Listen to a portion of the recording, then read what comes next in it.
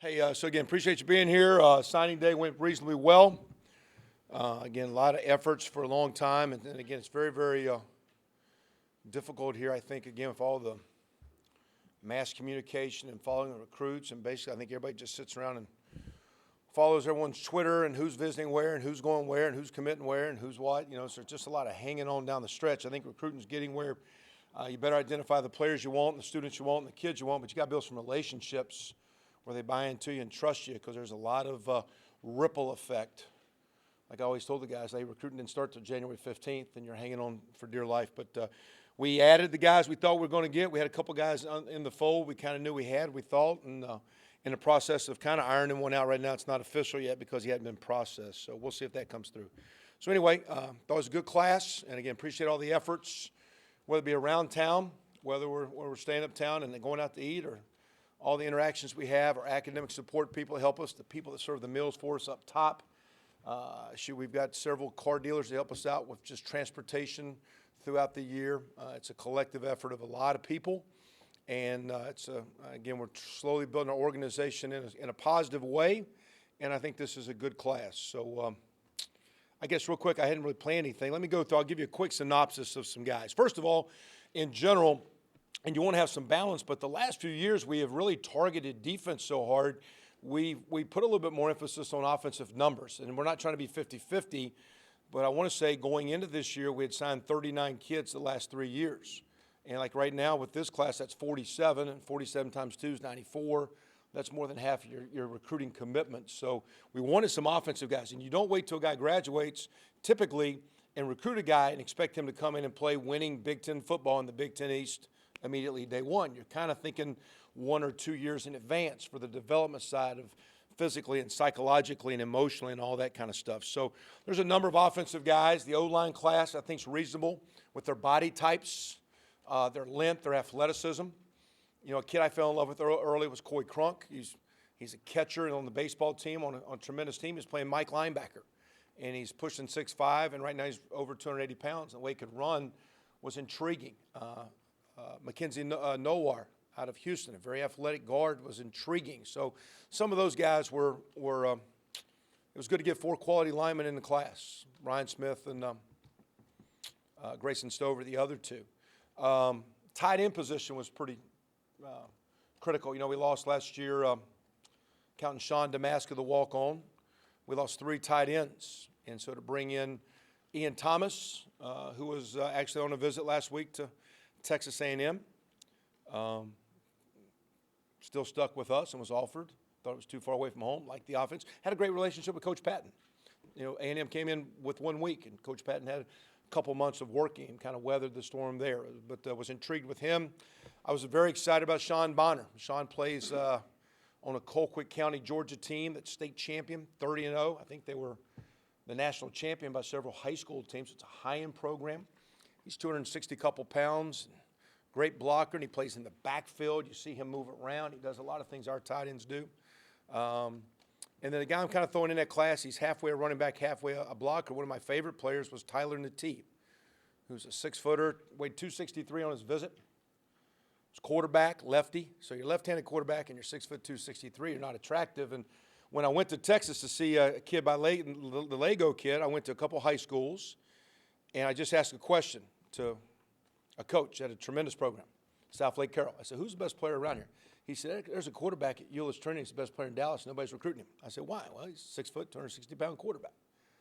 And so I went to see Carter Whitson's dad at South Grand Prairie. I said, how about the kid at Euless Trinity? He said, he beat us. He was awesome. And so the next thing you know, I'm in the car and I'm driving to Euless Trinity, which is a tremendous program. And walked in and saw him, and I said to Coach, why is no one recruiting him? He says, well, the assistant coaches are having a hard time selling him to the head coach. I go, well, I'm the head coach, and I like him. And so we kind of cut to the chase real quick, got him on a visit. And, I think he could be a goal line, big back, a little bit of a blocker. I think he's a very gifted, big athlete. He's a good ball carrier. So I like the big guys. I like those big tight ends. We got some really good running backs and receivers, a couple quarterbacks. So offensive skills good. We had defensive secondary hard. And Marcelino Ball that we kind of felt was coming out of a great program too. Matter of fact, they lost to Colquitt County in the Georgia State Championship. The 2 best teams in Georgia was Roswell versus Colquitt County. And tremendous player. I saw him early December, fell in love with him, the way he looked. We're calling him a defensive back. He'll play that nickel safety, basically what's been an outside linebacker for us, but intrigued by Marcelino. Didn't take a lot of big guys up front. That'll be a priority next year. Hopefully we've answered that in the previous years, last 2 years with the linebackers and D-line we've recruited. So a class now of 20, and we got an ad. So going through these guys quickly. Marcelino Ball, see him as our outside, what Coach has previously called the Husky, like a big, strong safety nickel guy, very athletic, very explosive. Athletic family. Reggie Ball was his brother. I think two of his brothers have played NFL football. Great program, Roswell, Georgia. Lost in their state championship down there. Great kid, dynamic, athletic, 6'1"-ish, 6'5", 6'1", 205-pound athletic outside linebacker safety type. Phil Binker, I'm going alphabetically. Phil committed to us a long time ago from Sandalwood, Florida. I had a chance to see him play in person this year when we were for open date. He committed last summer. He's a big kid, but he's actually already graduated and wanted to be here for spring semester, but we didn't have the mid-year spots available.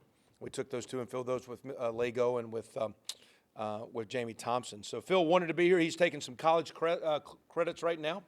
A unique kid. His mom's from Germany and came over, so it's kind of a different family there, visiting with them, and the conversations were quite. My wife did an exchange for 6 months in Germany, so she was my official interpreter during our official visit here. So I appreciate Angie helped me out there with Phil's mom. But a big receiver, athletic kid. Is going to come in. He'll probably weigh low 200s when he shows up. He's a big-bodied receiver that we like and think we need in the Big Ten. Got on Sean Bonner late. If you watch his tape and watch him play in the backfield, moving around, great ball skills, tremendous program. And he was over 260 pounds when he visited here. He's a big kid. He'll have a blocking presence. And maybe big enough and good enough to play as a young man. We use that position quite a lot. I think this year as the offense took off a little bit, it was a credit to the tight end play and losing a couple guys. So very, very excited about Sean Bonner. Khalil Bryant was an early commitment with Phil. They're both from Jacksonville. Khalil has also graduated early. And so he's down there. I saw him today on his visit. He was in working a part-time job in UPS, so he's all dressed in his brown outfit, looking all good. And he's got him a little job, but a very physical defensive back. Maybe a chance to be a Husky guy, but a strong safety type. Does a lot down in the box, tackling. A very, very physical player that we're excited about, Khalil Bryant. Coy Crunk, saw his tape last summer, and again, he was playing junior linebacker, going sideline to sideline. Great program at West Lafayette Catholic, another state championship team. Very athletic, big guy. Dad was a graduate assistant here for Coach Mallory back in 1991, so as a tie there. Mom's a principal at elementary school. Really got some work to do there as far as learning the position, almost like a basketball, baseball, tight end, D-end guy that's growing into one of those big athletic offensive, or could even play defense line, to tell you the truth. But we got him penciled in as an offensive tackle. Don't tell Coach Fry I said that. But he's a he was a top kid that we're on early, and we were excited when he committed and really glad that he's signed. Brandon Drayton was recruited by a number of top programs in the country. At one time was committed to another Big Ten school out of Largo High School, which is John Crawford's high school, Donovan Hills High School. Matter of fact, Coach Fry's high school coach used to be the coach there and kind of volunteers. So we got some great ties there with the Drayton family and that area. Matter of fact, one of my favorite players in Oklahoma is a young man by the name of Davin Joseph, who played for the Bucks. And there was a lady that kind of worked in our town that actually married a guy that's the basketball coach at Largo, and she actually lives in town, and Brandon plays basketball, and she's gotten to know Brandon very, very well. So even had an old Oklahoma Sooner in our back pocket. Even last year with Donovan Hill and with those guys, it was giving us a lot of love. Davin Joseph, one of my favorite players of all time. She had a personal affection and relationship with Davin, and that being said, her marrying the basketball coach at Largo has really helped us recruit those guys, so I appreciate Miss Val. Keontae Enos, very, very talented kid. We'll bring Keontae in as a running back. That's what he wants to play. He had over 7,000 career yards, I think, according to Coach. It was his comments. 99 rushing touchdowns. We had him at camp 2 years ago and then playing what we call Hoosier ball, which is just a run-around tag, run-around place. He could play safeties, corners, receivers, big skill kid, a 200-pound-plus running back. We'll start there. We'll see how he handles it. I think he'll handle it well, but he's got a skill set to play a lot of things. And again, he was committed to another school in the conference, but glad he's kind of coming our way. And with him and Coy, that's our two in-state guys. We'd like to get a few more of the guys in-state. Worked hard, just didn't. We'll work harder and hopefully next year get a couple more. But excited to have Keontae. Great athletic family. I want to say his grandpa's cousin. There was an Enos that played. I don't think it's immediate family, but that they're all in the same area and related. It was Rick Enos, I believe, that played here late 60s, early 70s, somewhere like that. And, of course, he's a little bit more closely related to Curtis Enos that was the nice back at Penn State back in the mid-90s. Jerome Johnson, a young man we got on late. We're down in Bassfield. Coach McCullough last week was kind of hitting a few places from place to place and popped through Arkansas a few states. We had Jerome on campus. He had a lot of offers early where some guys filled up. We did need some defensive linemen, and we did take him late. Played in the Mississippi-Alabama State All-Star game. Very athletic, big guy. We were impressed when we watched his tape here late. We put up some game tape, and the thing I can say best about him was every play, no matter if he made the play, he was turning and running to the ball. You watch a highlight tape, and you see a guy not get blocked, make a tackle, kill a guy, and say that looks good. But when you watch linemen play, you want to watch them play after play after play. You get a feel for their effort. And the best thing about Jerome was he was chasing the ball every play. He wasn't standing around watching. So for a big 300-pounder, excited to have him up front. Good student. I think there's some question about that. His grades he's already qualified. He's got to pass English like every senior basically does, but he's academically in great standing. Richard Lago signed, been here. He looks well in our workouts. We're doing lifting and running now. I hadn't really seen him throw. We can't do that, but excited about Richard. He'll be in the mix. To say he's going to be our quarterback, though, he's going to have to, one, show he can handle it, and two, earn the respect and have the command presence, but earn the respect of his teammates. So we'll see how he progresses. Very, very talented, and a target we needed, and glad he's here, and he's doing great. Jonah Morris is a big receiver. Does have the skill set to play many spots on defense. If you watch his tape, he can play outside linebacker, safety, but he is a big receiver. We play with those guys. That's where we're bringing him into play. Very, very talented, recruited by a lot of guys. When some things at the end, he didn't like some things, he kind of approached us, said, I've always liked your offense. I want to bump a visit and come this week, and if I like it, I'm going to commit. And we were excited. And so he kind of got into with us a little bit more than us chasing him. State championship team, Akron-Hoban. Akron-Hoban, I have a picture if you want to see it, but I got a picture of Bobby Johnson on the Akron-Hoban 1991 class list because I did recruit Bobby out of Hoban. And since Bobby did coach here as a former great Hoosier coach, I did send a picture to Bobby to the Oakland Raiders and said legend. And he questioned that. He said he hoped Jonah was a lot tougher than he was. So, but we're excited about Jonah out of Hoban and had some fun with one of our former coaches, Bobby Johnson. We're there. Tyler Natia, I talked about him. Big quarterback, see him as a big running back. We don't play with a true fullback, but sometimes you get both those guys in there. One's a little bit more of a blocker, and you can do some things. Really intrigued by Tyler. Great feet, an awesome football program. Euless Trinity is one of the premier programs in the state, just like Colquitt County, Georgia, Roswell, Georgia, St. Ed's, Cleveland. These kids are coming out of some big-time high school programs, so really like Tyler. Mackenzie Nowar. Wara, excuse me, I'm saying it right. Is it Wara, right? It's a silent N. Very unique kid. Family was in line in the country, in Nigeria, to actually be in the presidential lineage or whatever that.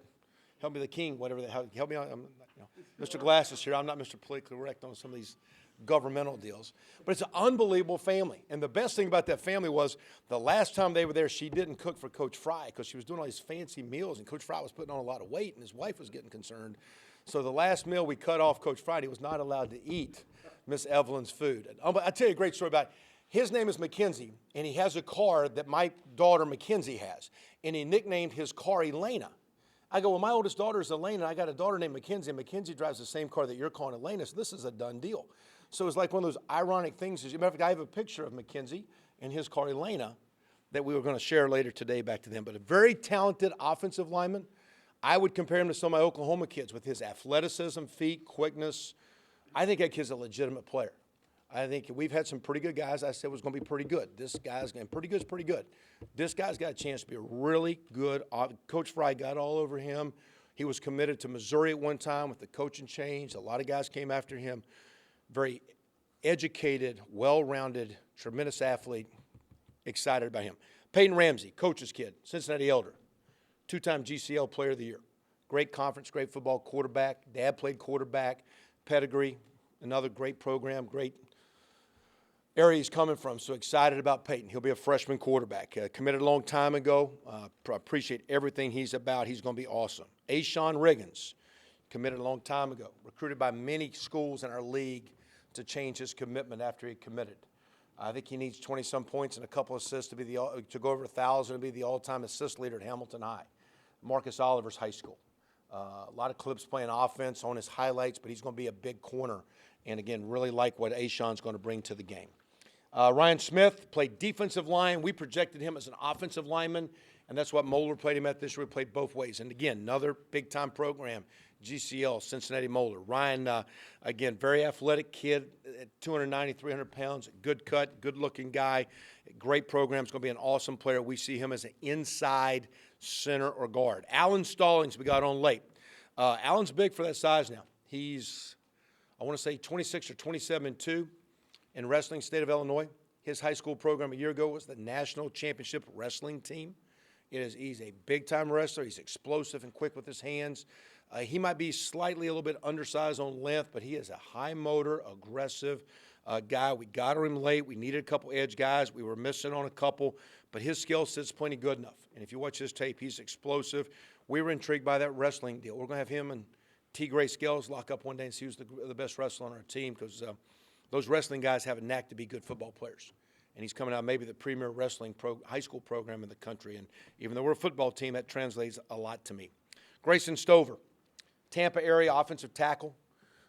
We weren't sure with our numbers if we're going to take an offensive lineman or not. And Coach Fry even made a suggestion. I don't know if I can take him. He was getting pressured. He made a commitment wanting to come here. But Greg said, hey, I can't promise you. And if I got one here in a week, I'll come back to you. And we came back to him because we felt we needed one more offensive tackle. So Grayson was committed to another school, switched back, but he always liked us. He came up here, was recruited by many Big Ten schools, had a great offer list, was up here back for our, I think either Ohio, it might be our Michigan game, Ohio State or Michigan game. He was on his official visit.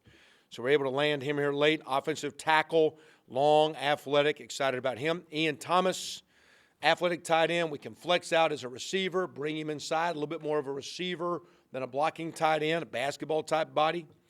Did trip A&M last week, had a lot of South Carolina, some other schools on him.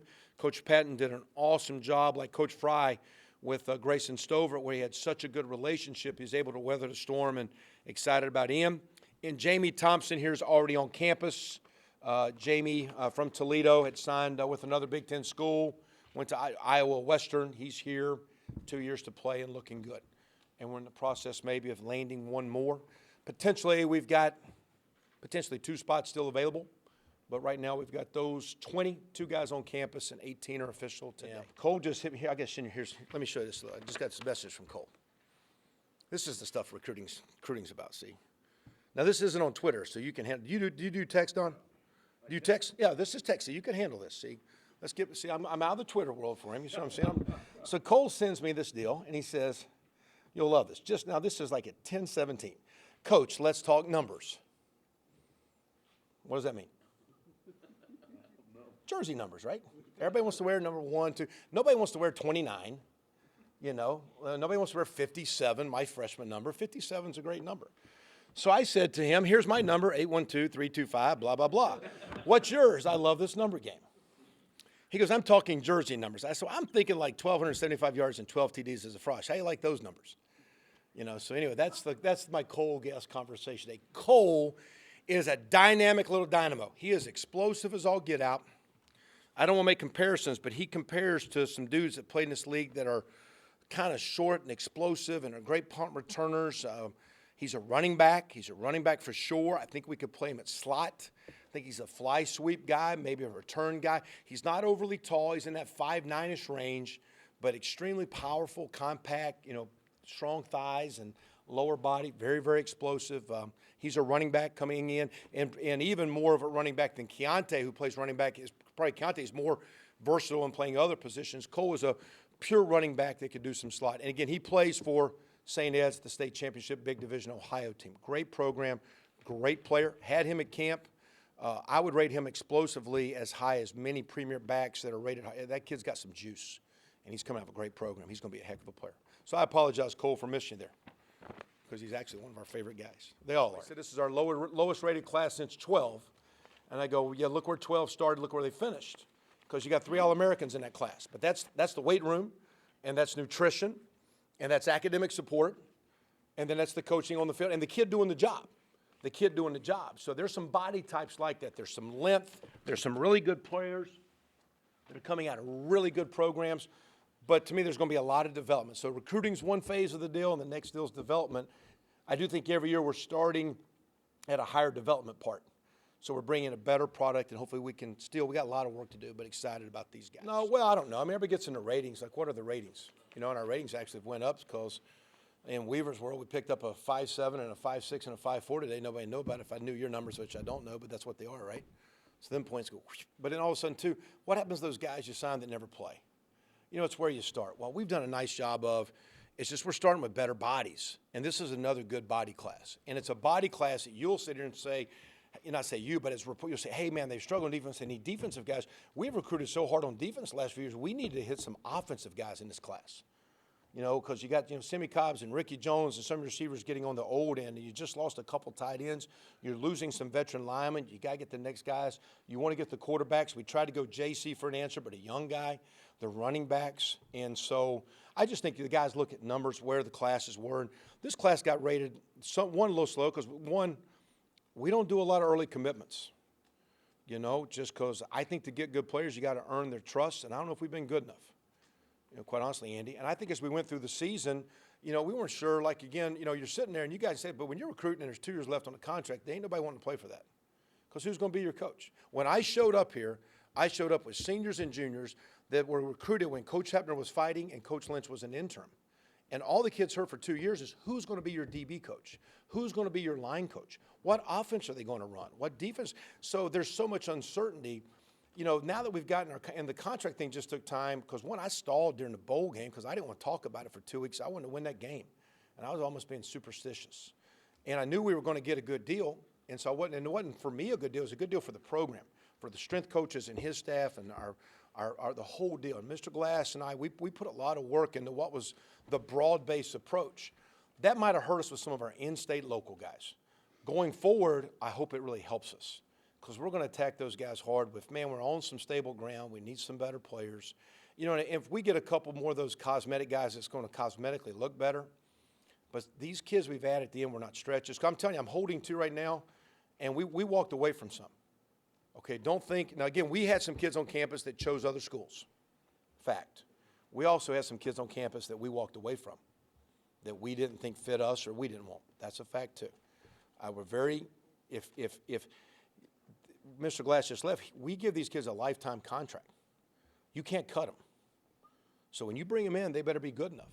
And so if we have reservations, and I call plays in about 3 or 4 or 5 seconds, but when I got my time, I'm as conservative as all get out. I think you ought to take your money and bury it in the backyard in a jar. The way some of these investments are going. I want to be. I have a conservative approach to a lot of things, and we're very conservative in our recruiting approach. We're aggressively going after people, but we want to get people that can make it here, academically, socially, and play winning Big Ten East football. So, sometimes you just look at those, stats and somebody just hit me. I don't read all that stuff, but somebody said, "Hey, somebody says your worst class is 12," and I go, "Well, shoot, that one's pretty good." I'll take that one. IU will take that one a lot. So I hope this class hope it's better than 12, which would be a really good one. We'll keep going. But it's just, it's subjective comparisons. At the end, that 12 class was good enough to be 6 and 7, so we got to be better than that. Aside from the tight end position, how do you rate this class from a physical standpoint that you were looking for? Speed, all those kinds of things? Yeah, again, the real thing, I think there is some speed, but I think just the size and wingspan, the length of bodies. Those like Jonah Morse is 6'4", 6'5". Phil Binker's 6 couple at receiver. I felt a couple years ago in our first or second class, I made a comment where recruiting our receivers are getting too small, and you got some size. Now there's give and take. The bigger you get, sometimes the slower you get. So there's a little bit of take there, Don. Those DB guys have nice size. I don't think there's one under 6 foot. We used to throw some 5'8" and 5'9" guys out there. Drayton 6'2". Khalil's probably 5'11". But he's the physical kid that really's got some punch to him. So there's just longer bodies. They're very athletic. Some of those big guys got to get bigger, stronger. But I mean, in general, I would say the thing that pleases me most is not what the ratings could be or who else recruited them. They're just longer bodies and are more athletic. And each year, I think we're recruiting more and more of those. And 4 or 5 years ago, the team looks a lot different now. We still don't always play as great as we need to play. We got to keep getting better. But we just are bigger, longer, faster as a team, and we got to keep adding to that. Coach, you sort of mentioned conference situations, bowl games.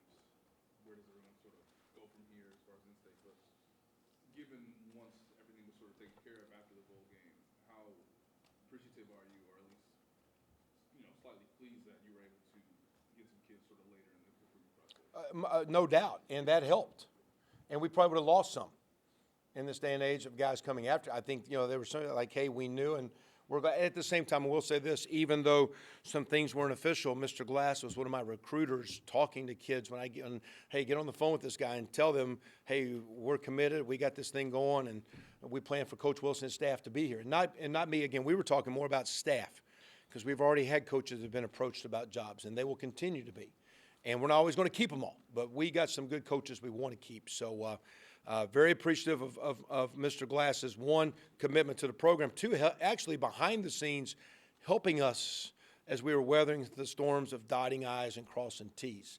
That being said, too, the way recruiting goes, it goes fast in the Midwest. We got junior days going right now, and if we don't get those juniors on campus by March, it's like you're out of the game. And not that they're all going to commit by then, but you got to get in the Midwest. These kids go so fast that your relationships right now with limited phone call, which we can't call them, but we're taking phone calls a day from juniors saying in 366 days, because we do have Groundhog Day coming up, right? So we got to count that one. It's not 365, it's a day. In 366, you're next. See? Groundhog Day, different place. Oh, not the 29th. What's that extra day? What's that called? Leap year day. Yeah, that should be like a holiday because it's a bonus day, right? So leap year should be an automatic holiday. Everybody gets the whole day off. I have a secretarial rule that's the sun shining in February, it's a day off. Go home, enjoy the sun in February. Of course, with global warming, we're getting more of those. So I got to change that office rule. No, that's just a little joke we have up inside. So, but anyway, I really hope going forward, and we started hard. I think we've got some strong relationships in state. I personally feel there are a lot of great schools in this country, but wherever you grow up at, your state school sometimes is very hard to beat. And then we're fortunate to be in a great state that's a great state school. And so with the relationships and education you're going to get, then you throw the Big Ten football in there, the Big Ten East, all the things that we can provide resource-wise, I think our product for an in-state kid is hard to beat. And we sell that hard. And this year, I'd say we win some guys we didn't get. Hopefully next year it'll be stronger.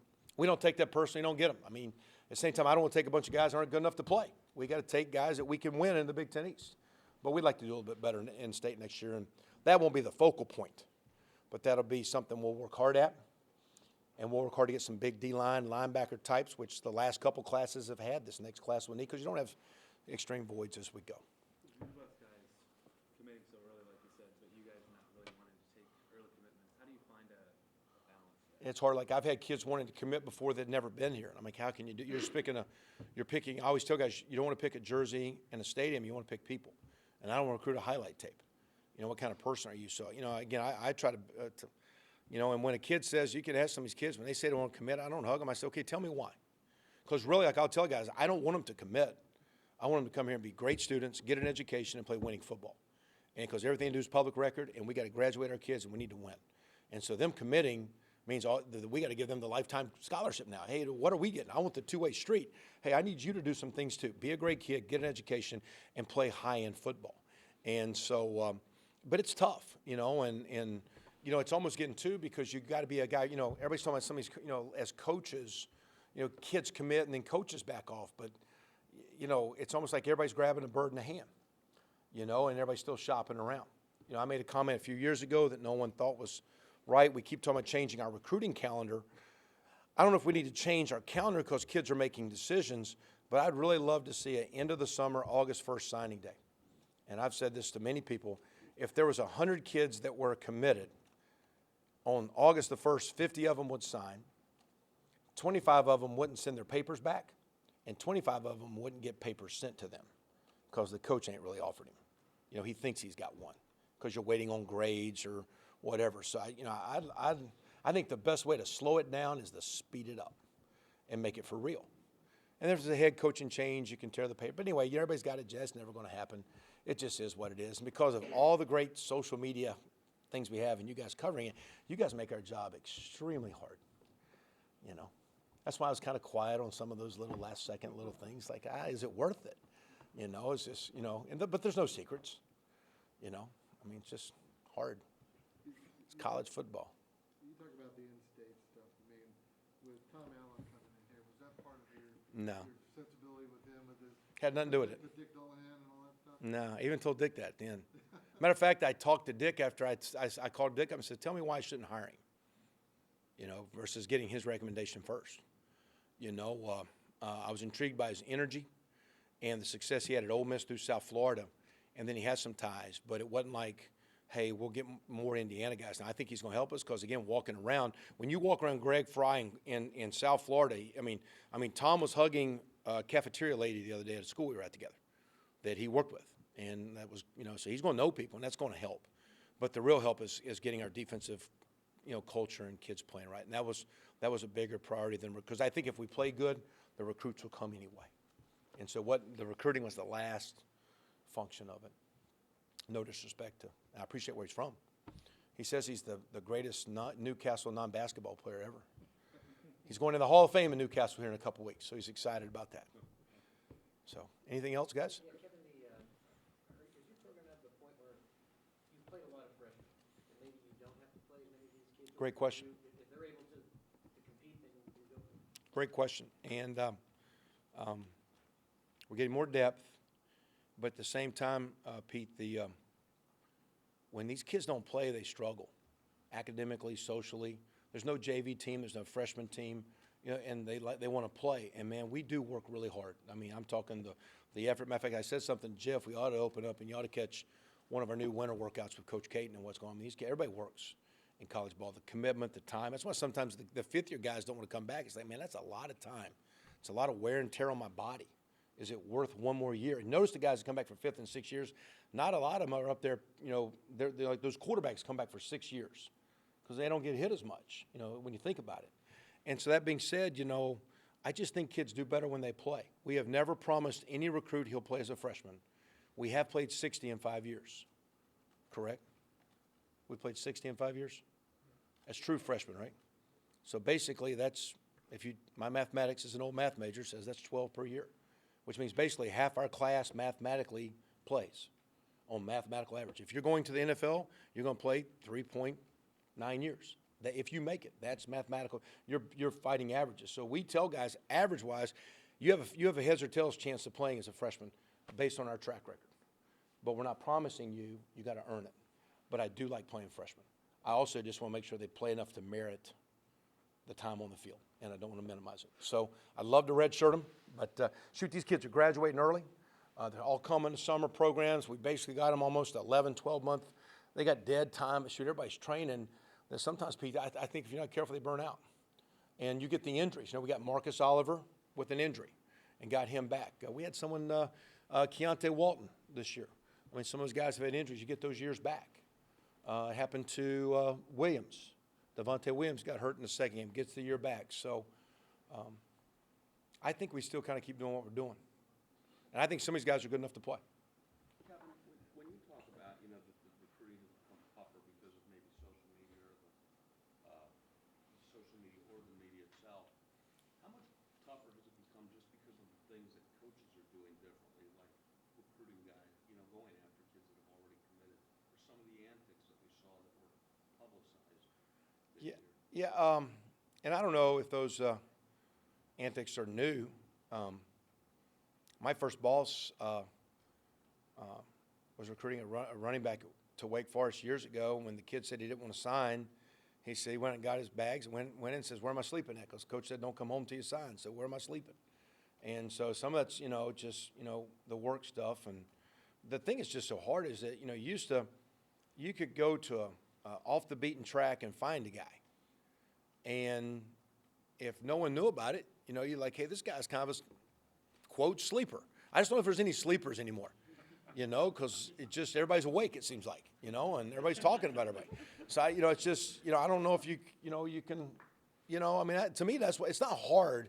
it's just you're always in a fight. And it goes back to you better be building relationships, Mike, because, you know, if the kid doesn't trust you and believe in you, they're going to be sold a lot of things. And you got to work hard at the decision makers. Is the parent influential or not? Grandparent, the coach. Who's the kid leaning on? And you got to work him to build. Here's how we're going to take care of your kid. So to me, it's the dynamics. I mean, when I first got here years ago, I said, listen, you need to follow the Alex McCarthy's, the Matt Weavers, who else here? You need to follow them at every school, because every time they write an arc on someone, then pull that guy's film up and see if he's good enough. That's a little bit of recruiting right now. Is that you guys share so much information. Sometimes you're writing things about us like, I really wish you wouldn't be writing that one right now. But it's free press too, you know what I'm saying? So, you like that. But so, anyway, it's just difficult. At the same time, though, we're all fighting under the same deal. Our recruiting's weathered the storm. I'm not complaining about it. It's just part of the product. I think you guys had 6 of the 13 games this season nationally televised on either ABC or ESPN. What kind of national exposure or impact did that national exposure have on the recruiting trail, especially as you were running that last year for left? I mean, I don't care what school we were at. I mean, I don't know if there was not one place where someone said, hey, I saw you play so-and-so. I got on a plane flying from Houston to Tampa, sitting beside a gentleman, and he looked and he saw my deal, and he says, is that U of H? And I said, no, it's Indiana. He goes, the Hoosiers going to have a good football team this year? And I go, well, they better, because I'm the coach. He goes, I saw 4 of your games. You guys are close. And he started going into all our games. There's just some dude on the airplane, a 65-year-old guy going back to Tampa to see a guy. So that helped a lot. But hopefully there's so much local press that we can start getting some of that continuity to get these local guys buying it. Because if you go to Florida, the kid thinks he's playing in the Big Ten. These Indiana guys with parents know a little bit more like historically we've struggled. We got to cross that bridge. And that's where the W is going to help more in-state. On a national brand, I think, and Matt and some of you guys call these kids around Alex nationally. Nationally, I think the kids have a good vibe for IU football, Big Ten East football, and what we're doing. And we've got coaches that got some good networking within some of those regions. So I think we do really reasonably well. Now I'm in New York City the other day, and it was, they were just like, hey, they're going through the games, and so the exposure helped. I appreciate that, and that's a credit to our team playing well, and I hope we keep doing it so we can get more and more of those. It's also a product of playing Big Ten East football, and that's one of the things we sell, and we sell it hard. Sort of a moment or a time frame when, in regards to Deontay, things turned in your favor? I don't know if they are in my favor. As far as, what do you mean? With Ennis. Well, Keontae? Yeah. When he came down on his visit, I think quite honestly, he's unbelievably talented. And I think some of the recruiting where he's from, I think he got a little overwhelmed. And I think we kind of gave him some space. He's a little bit more of a small town kid. To be this, I think he's a very shy kid. And, when you're this excellent athlete in this small town, you become a little bit bigger than you are. I think he's a very quiet, shy kid. And I think the way that Coach McCullough and Coach McDaniel and Coach Johns recruited him, we gave him space. We didn't smother him. And I just think there was a little bit of connection. When he came on the visit, I think he felt at ease. And we felt several weeks ago it was coming our way, but he also just wanted to, because I think he was tired of people bugging him, so he just kind of shut it down. But he didn't shut it down from talking with us, and we didn't cross the line. Sometimes you try to feel the way the kid wants to be recruited. I think one of the worst things to do sometimes is to over-recruit a kid. And to have the confidence, if you know you got a good relationship, trust that and don't become a burden. And I think we got a little trust in him that he connected, not with, and our players too. So that was pleasing to, I kind of felt that was going our way. It was good to get him. Coach, a lot of these players have played multiple sports, and you brought up injuries earlier on. Do you encourage these guys to, instead of just training, focusing on football, to play another sport like baseball or track or basketball? No doubt. As a matter of fact, if you're worried about getting hurt, you got, as media will say, hey, why should a guy come back? He's going to risk getting hurt. I think the young man at Notre Dame that's a high-end guy blew a knee out, and he still picked to go in the top 10, 12, 15 of the draft, right? So if you're good, you're good. I had a chance to coach a kid named Sam Bradford that got hurt and played, I think, 6 quarters his senior year, and Jermaine Gresham didn't play a snap his senior year. One was picked 1, and one was picked 23. If you're good enough, you're good enough. I always tell kids, if you're worried about getting hurt, just don't drive a car, because that's your greatest odds area. So just put that baby in park and just, get in a little recluse shell. So we don't worry about that. The great thing about playing sports, I said to Sean Riggins, I'm glad you're playing basketball, because if you can't play basketball in the GMC, how are you going to cover those kids at Ohio State and Michigan State? So I want kids that play sports.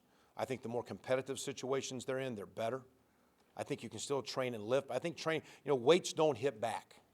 You know what I'm saying? And the track's just sitting there and you got a clock. I think to have a bad practice day and a coach be all over you at baseball and come to strike out on a full count and feel that, or to throw the strike, to make the shot. The more kids compete, I think the better they're going to be.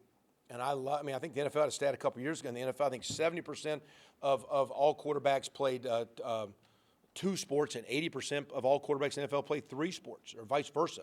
Might be backwards on the 70 and 80 of 2 and 3 sports. So I mean, a lot of kids want to specialize. I love it when I like Stallings being a big-time wrestler. I think that's awesome. T-Gray Scales was 34-1 in the state of Ohio. That's legit. And so I don't encourage kids to play, but I am concerned when they don't. Why can't you run track at your high school? Why can you not start basketball? Why are you not a wrestler? Why are you not playing tennis, golf, whatever? I want them playing. I think it's awesome. And I think great players play sports. Coach, one more thing about your strength and conditioning new guy here and Coach Caton. his the way he goes about things. Have you seen a big difference, or is it pretty much status quo? Well, no, it's different because it is different. And at the same time, change is change. So that doesn't mean it's better. Just because you're doing something different doesn't mean it's better. It just means it's different. Better's getting better. It'll be interesting to see if we're better. I think we are. One, he's coming into a situation where he's got a new program, but there's a 5-year standard of kind of working hard, doing it right. So for our kids to be able to handle a certain degree of volume of work, there's not a lot of pushback from our players. I think also, though our players have done Coach Hill's program, there can be you can get stagnant.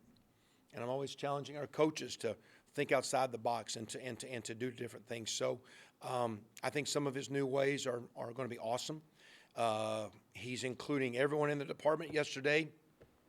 Yesterday when he finished the workout, he had our nutritionist go through the menu and what they should eat at the meal that day. And he had us buy water bottles. He said, a guy pulled a hamstring. He's not drinking enough water. Not that he has a quad imbalance or didn't stretch. He's not hydrating himself well enough. So, anyway, intrigued. I personally, Don, when I had 2 thoughts when Coach Hill told me he was moving on. One, we wanted him to stay because he did an awesome job for us. But the first thought was there was a coach at Missouri that was not retained by the new coach, and I always thought Missouri with Coach Pinko had done a great job. And then I was intrigued by what they had done at Baylor, and then watching Baylor play, how fast they are, how physical they are, how hard they play, how competitive they've done. And when I called a coach I know at Missouri, he said, you need to hire the number 2 guy at Baylor. He used to coach here. I said, well, shoot, that's the best of both worlds. And so there's a little bit of that tree. I am playing against Coach Pinkel's teams the last couple of years, and should I go back to playing against his teams when he was at Toledo and we were at Miami of Ohio, and then Oklahoma, Missouri, and then we played him here those 2 years. I was just impressed with how well their team played and how they developed their guys. And then when I watched Baylor from afar, having competed against them for 9 years, I was intrigued by that. So I didn't know him, but I wanted someone from this pedigree. I actually saw Coach Briles at our coaching convention. He said, you hired one of our guys. And I said, Coach, I wanted a Baylor guy. I said, I'm just impressed with what y'all do.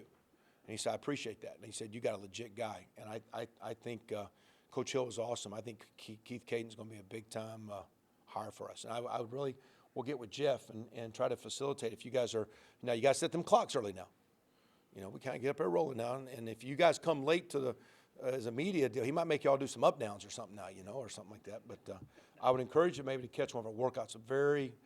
Keg walked through there. He says, man, this is different. These guys are good. I can quote you on that, right? Yeah. So, but anyway, I'm very encouraged. And we lost a good guy, but I don't know if we're stepping backwards. That's not a slight of Mark. I don't think we slipped, and I think we're moving the way you want to keep moving.